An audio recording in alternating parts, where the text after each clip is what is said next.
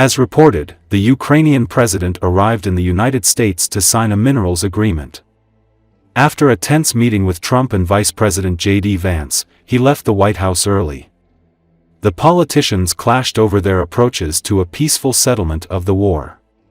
Trump accused Zelensky of disrespecting the United States and said the Ukrainian leader was not ready for peace. As a result, the meeting was interrupted, the planned joint press conference was cancelled, and the agreement on the joint development of Ukrainian mineral resources was not signed. World reacts to the dispute between Trump and Zelensky. It seems that world leaders support Zelensky. Ukraine, you'll never walk alone, Gitanas Nausėda, the president of Lithuania, wrote on social media. President of the European Commission Ursula von der Leyen stated that Zelensky's dignity honors the bravery of the Ukrainian people. Your dignity honors the bravery of the Ukrainian people. Be strong, be brave, be fearless. You are never alone, dear Ukrainian President Volodymyr Zelensky. We will continue working with you for a just and lasting peace, she claimed. German election winner and likely next Chancellor Friedrich Merz shares her stance, saying, "We stand with Ukraine in good and in testing times. We must never confuse aggressor and victim in this terrible war," he added. Germany, together with our European allies, stands united next to Ukraine, and against Russian aggression, wrote Foreign Minister Annalena Baerbock. No one wants peace more than the citizens of Ukraine. That is why we are working together to find a way to a lasting and just peace. Ukraine can rely on Germany and on Europe, wrote Chancellor Olaf Scholz. Even if Britain is the only country in the world that supports Ukraine, we must continue to support them. They are on the front line of our defense. Their sons and daughters are fighting and dying for our freedom. We should be grateful to them, Foreign Secretary James Cleverly wrote. The media also writes that British Prime Minister Keir Starmer expressed his unwavering support for Ukraine. And Larry the cat, who lives in the residence of the British Prime Minister, wrote, "Winston Churchill would be proud of you, Vladimir. Russia invaded Ukraine illegally and without justification. For 3 years now, Ukrainians have fought with courage and resilience. Their fight for democracy, freedom, and sovereignty is a fight that matters to us all. Canada will continue to stand with Ukraine and Ukrainians in achieving a just and lasting peace," Prime Minister of Canada Justin Trudeau wrote. Dear Volodymyr Zelensky, Denmark proudly stands with Ukraine and the Ukrainian people, said Prime Minister of Denmark Mette Frederiksen. I just spoke with my dear Ukrainian friend and colleague Andriy Sybiha. I reaffirmed my full support for Ukraine, whatever it costs and however long it takes, Foreign Minister of Netherlands Casper Veldkamp. We will strengthen our support to Ukraine so that it can continue to resist the aggressor. Today it has become clear that the free world needs a new leader. It is up to us, Europeans, to accept this challenge, said EU Foreign Minister Kaja Kallas.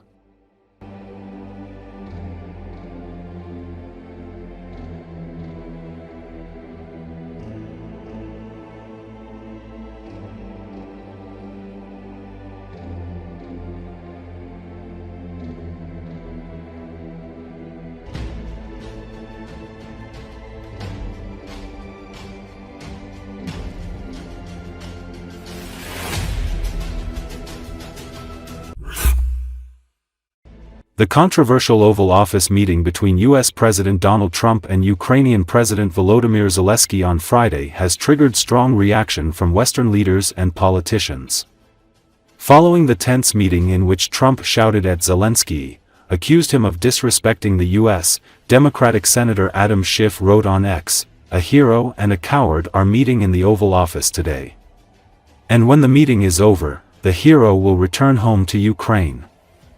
Polish Prime Minister Tusk voiced support for the Ukrainian leader, saying, "Dear Zelensky, dear Ukrainian friends, you are not alone," Tusk wrote on X social media platform.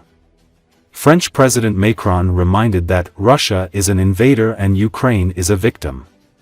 Spain also voiced support for Zelensky. "Ukraine, Spain is with you," wrote Spanish Prime Minister Pedro Sánchez in his X account. Maya Sandu, the president of Moldova and Ukraine's neighbor and strong supporter in the war with Russia, said while commenting on Trump-Zelensky meeting that, "The truth is simple. Russia attacked Ukraine. Russia is the aggressor. Ukraine is defending its and our freedom. We are with Ukraine." Former EU Foreign Policy Chief Josep Borrell was among those expressing his shock at Trump's handling of the meeting with Zelensky. Trump and Vance put on a disgraceful show. "I am ashamed of your behavior. The United States deserves better." He stressed that the free world must support Ukraine. "I am looking forward to the meeting between Trump and Putin, where they will respond to the Russian dictator," former U.S. Ambassador to Russia Michael McFaul said while commenting on the Oval meeting. "The scenes from the White House are shocking. How can you stab in the back the president of the occupied president of a country?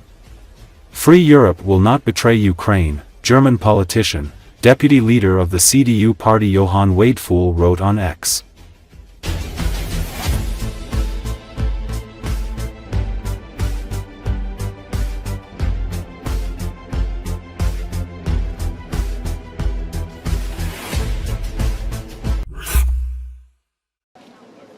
Ukrainian President Volodymyr Zelensky leaves the White House without a deal for U.S. access to that country's rare earth minerals.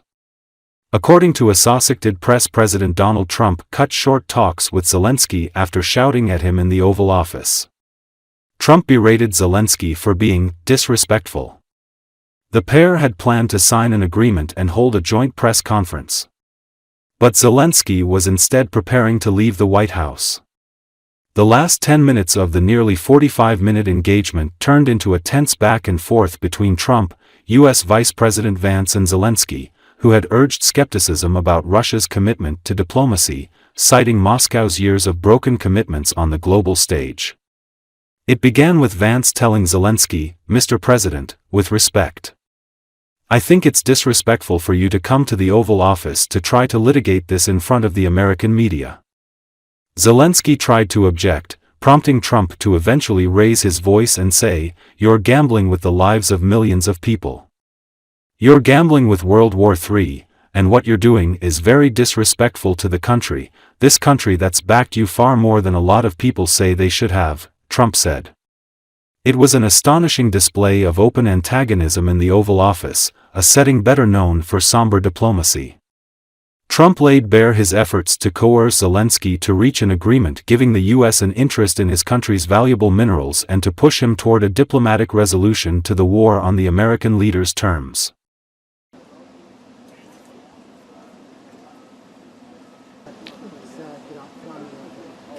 Андрій Борисович, чи підписали угоду? Пане Єрмак, чи підписали угоду? Так чи ні?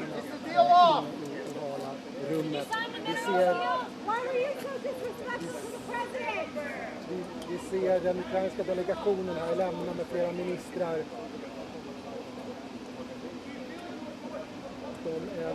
Пані Стефанішина, чи підписали угоду? Ja, ni måste...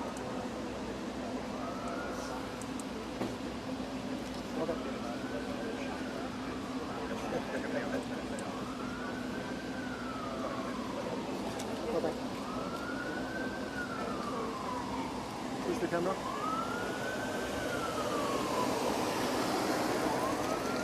Med de här bilderna och en Zelensky som vinkade till pressen och var i telefon när han lämnade Vita huset, så avslutas det här besöket abrupt efter bara några timmar.